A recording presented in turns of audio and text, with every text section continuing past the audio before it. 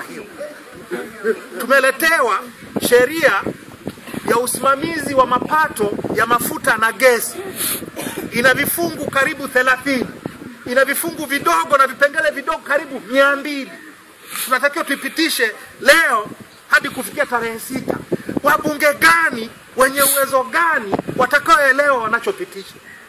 Tumeletewa sheria tunayoambiwa ni ya uwazi na uwajibikaji katika masuala ya mafuta na gesi. Wanaotuletea ni wale ambao wamekataa miaka yote kutuletea mikataba ya madini, mikataba ya mafuta, mikataba ya gesi. Leo tunaletewa sheria ya dharura inatuambia pitisheni hii, ni jambo zuri, italeta uwazi. Tunauliza, tuna muda wa kuchunguza tuone kama kweli? Muda huo hakuna. Tunataka hiyo sheria pitishwe leo. Ni kwa maslahi ya taifa. Tumechoka.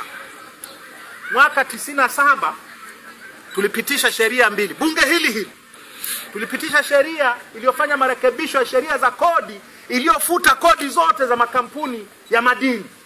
Ndio maana dhahabu iko mipaka ya Tanzania, lakini dhahabu sio ya Watanzania. Kwa sababu tulifuta kodi zote kwenye mswada ulioletwa siku moja. Siku hiyo tarehe 26 Machi mwaka 97 ikatungwa sheria nyingine kwa hati ya dharura saa ile, sheria ya uwekezaji Tanzania. Imefuta kodi kwa wawekezaji. Watu wanakuja hapa wanatajirika, hawalipi kodi kwa sababu sheria ilitungwa siku moja kwa hati ya dharura.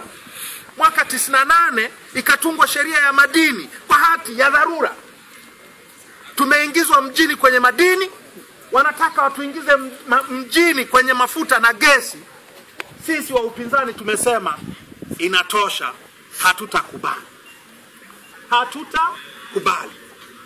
Sasa huo ndio msimamo wetu, na tunaomba Watanzania watuunge mkono kwenye hata Wazanzibari hatujashirikishwa.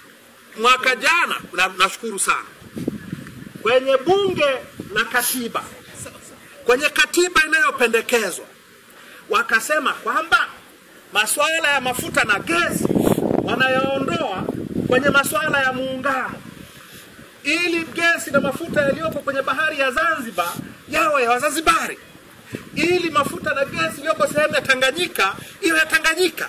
Sio swala la muungano. Mkasome katiba inayopendekezwa. Miswada niliyoletwa hii, mafuta na gesi ni swala la muungano. Kwa hawa Wazanzibari waliopitisha